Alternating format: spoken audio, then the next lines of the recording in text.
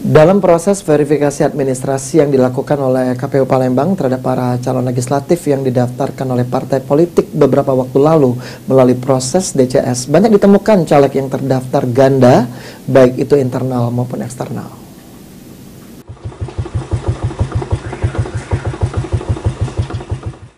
Proses verifikasi administrasi saat ini terus dilakukan oleh Komisi Pemilihan Umum KPU Palembang terhadap para caleg yang telah didaftarkan oleh partai politik beberapa waktu lalu dalam DCS.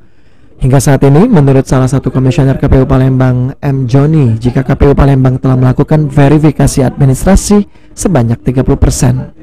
Dari proses tersebut, KPU Palembang sendiri menurut M. Joni banyak menemukan caleg yang terdaftar ganda, baik itu ganda internal maupun eksternal.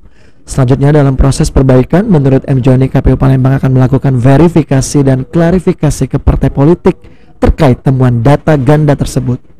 Sampai saat ini ada 7 partai politik yang calegnya terdaftar ganda, baik itu internal maupun eksternal. Ya, nanti ada proses masa perbaikan, nanti partai politik yang akan kami akan melakukan verifikasi dan klarifikasi terhadap data ganda tersebut.